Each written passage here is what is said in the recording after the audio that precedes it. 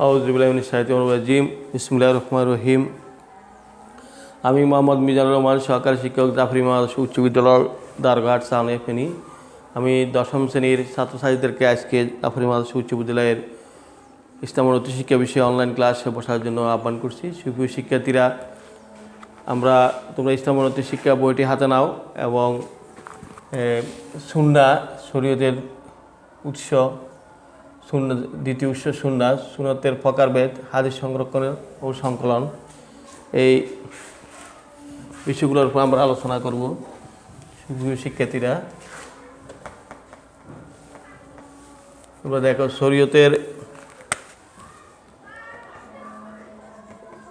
দ্বিতীয় উৎস হচ্ছে সুন্নাহ। আমরা শরীয়তের দ্বিতীয় উৎস সুন্নাহ, এটা নিয়ে কথা বলবো। সুন্নাহর প্রকারভেদ নিয়ে কথা বলবো, হাদিস সংরক্ষণ ও সংকলন, এটার উপরে কথা বলবো। তো সুপ্রিয় শিক্ষার্থীরা, প্রথমে আসো আমরা সুন্নাহর পরিচয় জানবো। সুন্নাহ হচ্ছে ইসলামী শরীয়তের দ্বিতীয় উৎস। আল কোরআন, ইসলাম শরীয়তের চারটি উৎস: কোরআন, সুন্নাহ, ইজমা, কিয়াস। কোরআন নিয়ে আমরা গত ক্লাসে আলোচনা করছি, কোরআনের উপর বিস্তারিত। আজকে আমরা সুন্নাহর উপর কথা বলবো। সুন্নাহ হচ্ছে দেখি রাসূল ইসলাম যে কাজ করেছেন বা বলেছেন বা মনুসম্মতি দিয়েছেন, সেটাকে হাদিস বা সুন্নাহ বলা হয়। আর এটি হচ্ছে ইসলাম শরীয়তের দ্বিতীয় উৎস। শরীয়তের পরিভাষা যদি আমরা বলতে হয়, তাহলে বলতে হবে যে কি রাসূল মুহাম্মদ ইসলামের বাণী, কর্ম, তার সমর্থিত রীতিনীতিকে সুন্নাহ বলা হয়। সুন্নাহকে হাদিস নামেও অভিহিত করা হয়। সুন্নাহ হচ্ছে সুন্নাহ বা হাদিস হচ্ছে আল কোরআনের ব্যাখ্যা। আল্লাহ রাব্বুল আলামিন কোরআনের মধ্যে বিভিন্ন বিষয় সংক্ষিপ্ত মূলনীতি বর্ণনা করেছেন, আর মুহাম্মদ ইসলাম তার সুন্নাহর মাধ্যমে সেসব বিধিবিধান সমূহের ব্যাখ্যা করেছেন। এই জন্য আল্লাহ বলেন, ওয়া আনজালনা ইলাইকাল যিকরা লিতুবাইয়িনা লিন-নাসি মা উনজিলা ইলাইহিম। আর আমি আপনার প্রতি কোরআন নাজিল করেছি মানুষকে সুস্পষ্টভাবে বুঝিয়ে দেওয়ার জন্য, যা তাদের প্রতি নাজিল করা হয়েছে। আল্লাহ নিজের স্বয়ং নিজে ঘোষণা করছেন দেখি, হে রাসূল, আমি আপনার নিকট কোরআন এই জন্য নাজিল করেছি দেখি যে কোরআন যাতে আপনি আপনার উম্মতদেরকে সুন্দর করে ব্যাখ্যা বিশ্লেষণ, যে তারা যেখানে বুঝের সমস্যা সেটা যেন বুঝিয়ে দিতে পারেন। আর এই বুঝাই দিতে গিয়ে যেই গ্রন্থটি রচিত হয়েছে সেটা হচ্ছে সুন্নাহ। আল্লাহ রাসূল কোরআনকে অনুসরণ করতে গিয়ে, কোরআনকে নিজের জীবনে বাস্তবায়ন করতে গিয়ে যে ব্যাখ্যা বিশ্লেষণ সম্বলিত যে গ্রন্থ রচনা করছেন, সেটা হলো আল কোরআন, আল হাদিস বা সুন্নাহ। যে একটি উদাহরণের মাধ্যমে এটি তোমরা স্পষ্ট হতে পারবে যে আল্লাহ তাআলা বলছে, আকিমুস সালাত, তোমরা না সালাত কায়েম করো। কিন্তু কোথায়, কিভাবে, কোন সময় সালাত আদায় করতে হবে, এর কোনো পূর্ণাঙ্গ বর্ণনা আল কোরআনে পাওয়া যায় না।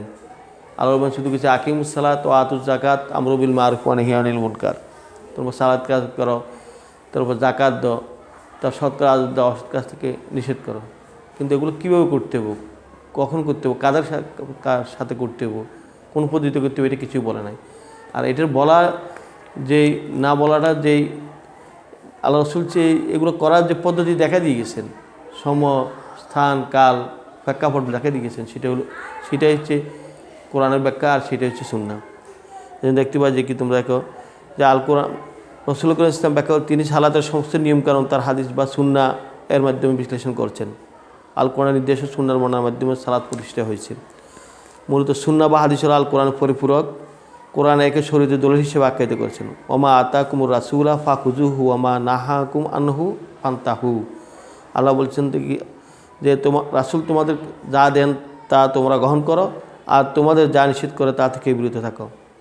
তাহলে সুপ্রিয় শিক্ষার্থীরা, প্রথমত আমরা জানলাম যে কি আমরা হাদিসের পরিচয় জানলাম, তারপর আল্লাহর পক্ষ থেকে হাদিসের কোরআন কেন নাজিল করছেন, আর কোরআনের পরে কেন আবার হাদিস যেই সৃষ্টি হয়েছে, রচনা হয়েছে, হাদিসের প্রেক্ষাপট তৈরি হয়েছে, সেটিও আল্লাহ বলে দিয়েছেন। আল্লাহ বলছেন দেখি যে আমি কোরআনকে মানার জন্য, যে সুস্পষ্ট ব্যাখ্যা মানুষদেরকে বুঝিয়ে দেওয়ার জন্য যে আপনার রাসূলকে প্রেরণ করছি, আর আপনার রাসূলের দায়িত্ব হল তাদেরকে কোরআনকে বুঝিয়ে দেবেন। আর কোরআনকে বুঝিয়ে দেওয়ার জন্যই আল্লাহ রাসূল যে সুন্নাহর প্রয়োজনীয়তা দেখা দেয়।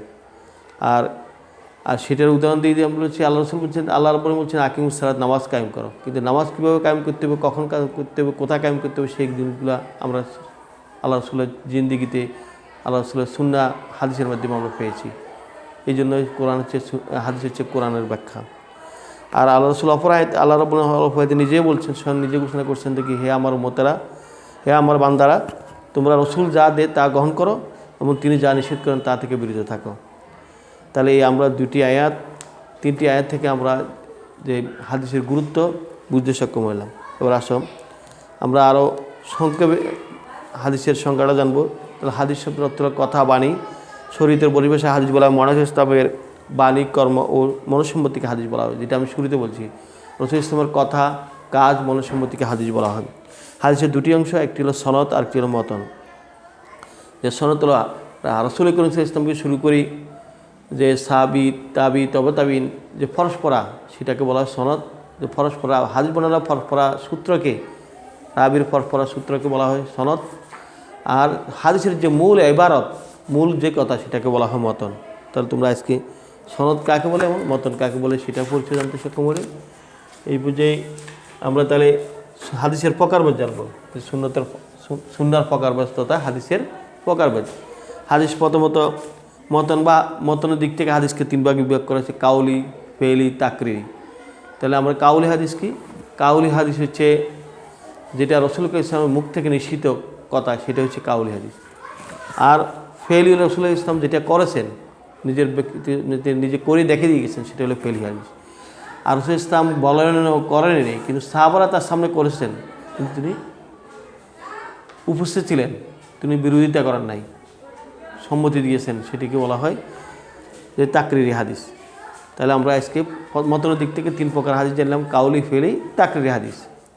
এবার আসম যে সনদের দিক থেকে হাদিস কত প্রকার। সনদের দিক থেকে হাদিস হলো তিন প্রকার, যে মারফু হাদিস, মাকতু হাদিস, মাওকুফ হাদিস। যে মারফু হাদিস হলো যে কি, যে হাদিসের সনদ রাসূল করিম সাল্লাল্লাহু আলাইহি ওয়াসাল্লাম পর্যন্ত পৌঁছে, সে হাদিসকে বলা হয় মারফু হাদিস। আর মাকুফ হাদিস হলো যে হাদিসের সনদ বর্ণনা পরস্পরায় সাহাবী পর্যন্ত পৌঁছেছে, সেটা হলো যে মাকুফ হাদিস। আর যে হাদিসের সনদের বর্ণনা পরস্পরা তাবি পর্যন্ত পৌঁছেছেন, সেটা হলো মাকতু হাদিস। তাহলে আমরা সনদের দিক মতনের দিক থেকে তিন প্রকার হাদিস জানলাম, ফেলি, কাউলি, তাকরিরি। আর সনদের দিক থেকে তিন প্রকার হাদিস জানলাম, মারফু, মাকুফ, মাকতু। এই আমরা দুই দৃষ্টিভঙ্গি থেকে হাদিসের বর্ণনা দ্বারা এবং হাদিসের মূল ইবারত মতনের দিক থেকে আমরা দুই দিক থেকে 6 প্রকার জানলাম।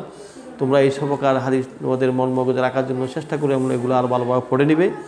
হাদিস সংরক্ষণ এবং সংকলন কেন প্রয়োজনীয়তা দেখা দিয়েছিল, আমাদের দ্বিতীয় পয়েন্ট ছিল, সর্বশেষ পয়েন্ট ছিল হাদিস সংরক্ষণ ও সংকলন। হাদিস সংরক্ষণ এবং সংকলনের প্রেক্ষাপট তৈরি হয়েছিল যে রাসূল ইসলামের বাণী, কর্ম এবং মনসম্মতিকে আমরা হাদিস বলে জেনেছি। আর রাসূল করিম ইসলাম এর তাহলে এই হাদিসের উৎপত্তি বা করে রাসূল করিম ইসলাম। রাসূল করিম ইসলাম জীবদ্দশায় হাদিস লিখে রাখা নিষেধ ছিল, কারণ তখন আল কোরআন নাজিল হচ্ছিল। কোরআনের সাথে হাদিসের সাংঘর্ষিক সৃষ্টি হওয়ার জন্য আল্লাহ রাসূল তখন হাদিসকে লেখার জন্য নিষেধ করছেন। এই অবস্থায় মানুষ ইসলামের হাদিস লিখলে রাখলে আল কোরআনের সাথে সংমিশ্রণ করতে পারে, এই জন্য তা নিষেধ ছিল। তবে সাহাবীগণ মানুষ ইসলামের হাদিস সমূহ মুখস্থ করে রাখতেন। রাসূল ইসলাম কোনো সময় কী কাজ করতেন তা খেয়াল রাখতেন।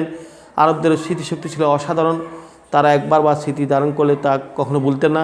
ফলে রাসূল ইসলামের প্রতিটি হাদিস কাজ সাহাবীগণ স্মৃতিতে সংরক্ষিত ছিল। রাসূল ইসলাম স্বয়ং তাদের হাদিস মুখস্থ করার জন্য উৎসাহিত করতেন।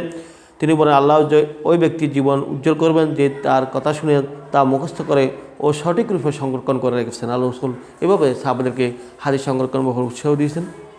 শুভ শিক্ষার্থীরা রাসূল ইসলামের কথা শুনতে, তা মনে রাখতে এবং হুবহু বন্ধুবান্ধব, পরিবার-পরিজন, আত্মীয়স্বজনকে পৌঁছে দিতেন রাসূলের সাহাবীরা। এছাড়াও লিখিত আকারেও সেসব বেশ কিছু হাদিস সংরক্ষণ পাওয়া যায়। বহু সাহাবী রাসূল ইসলামের অনুমতিক্রমে ব্যক্তিগত উদ্যোগে হাদিস লিখে রাখেন। হযরত আব্দুল্লাহ ইবনে আমর ইবনে আস এর সহিফা আস-সাদিকা এই উল্লেখ আছে। সহিফা তিনি রাসূল ইসলামের বহু সংখ্যক হাদিস লিখে রেখেছিলেন। রাসূল ইসলাম স্মৃতিপত্র, সন্ধিপত্র, চুক্তিনামা, সনদ, ফরমান ইত্যাদিও হাদিস আকারে পরে লিপিবদ্ধ করা হয়। হাদিস সংকলনের ক্ষেত্রে উমর ইবনে হযরত উমর ইবনে আব্দুল আজিজের নাম বিশেষভাবে উল্লেখযোগ্য। আমরা হাদিস সংকলনের ক্ষেত্রে যেরকম কোরআনের ক্ষেত্রে হজরত আবু বকর রাদিয়াল্লাহু যুগে হজরত ওমর রাদিয়াল্লাহুর পরামর্শক্রমে কোরআন সংকলন করা হয়েছিল। পরবর্তী কোরআনকে বিকৃতির হাত থেকে রক্ষা করেছিলেন হজরত ওসমান রাদিয়াল্লাহু, এমনকি এই কোরআনকে বিক্রির হাত থেকে রক্ষা করতে গিয়ে উনি শাহাদাত পর্যন্ত করেছিলেন। ঠিক একইভাবে হাদিসকে সংকলন করার ব্যাপারে শিক্ষার্থীরা যার আমরা অবদান দেখতে পাই, তিনি হচ্ছেন দেখি উমাইয়া খলিফা হযরত ওমর ইবনে আব্দুল আজিজ, তার নাম বিশেষভাবে উল্লেখযোগ্য। তিনি সর্বপ্রথম সরকারিভাবে হাদিস সংকলন ও সংরক্ষণের উদ্যোগ গ্রহণ করেন। তার উৎসাহ ও পৃষ্ঠপোষকতা হাদিস সংকলন ও সংগ্রহের নতুন গতি সঞ্চার হয়। এই ধারাবাহিকতা হযরত ইমাম মালিক সর্বপ্রথম বিশুদ্ধ হাদিস গ্রন্থ ইমাম মালিকের আল মুয়াত্তা গ্রন্থটি সংকলন করেন। এটি ছিল ইসলামের প্রথম হাদিস সংকলন গ্রন্থ। হিজরি ৩য় শতকে তিনি হিজরি ৩য় শতককে হাদিস সংকলনের স্বর্ণযুগ বলা হয়। এই সময় হাদিসের বিশুদ্ধতম 6টি গ্রন্থ লিখিত হয়, যে বুখারী, মুসলিম, তিরমিজি, আবু দাউদ, ইবনে মাজাহ। যে এই 6টি, যে সহিহ মুসলিম, যে সহিহ বুখারী, সহিহ মুসলিম, সুনানে নাসাই, সুনানে আবু দাউদ, তিরমিজি শরীফ, সুনানে ইবনে মাজাহ। যেগুলা ফিকার সুনান হলে যেগুলো ফিকার তারতিব অনুযায়ী লেখা হয়েছে সেগুলোকে সুনান বলা হয়। এই জন্য 4টি সুনান আছে। সুনান হলো যে 3টি, একটা হলো সুনানে নাসাই, সুনানে আবু দাউদ আর সুনানে ইবনে মাজাহ। আর আরেকটা আছে জামে তিরমিজি, আর 2টি আছে সহিহ বুখারী এবং সহিহ মুসলিম। তাহলে তোমরা এবার মুখস্থ করো সহিহ মুসলিম, সহিহ বুখারী, আর সুনানে যে নাসাই, সুনানে দাউদ, সুনানে আবু দাউদ, সুনানে ইবনে মাজাহ আর জামে তিরমিজি। এভাবে তোমরা মুখস্থ করে তোমাদের সহজ হবে। আর হাদিসের গুরুত্ব প্রয়োজনীয়তা হলো যে আল্লাহ তাআলা হাদিসের গুরুত্ব এবং প্রয়োজনীয় সম্পর্কে বলেছেন, ওয়ামা ইয়ান্তিকু আনিল হাওয়া ইন হুয়া ইল্লা ওয়াহাইয়ু ইউহা।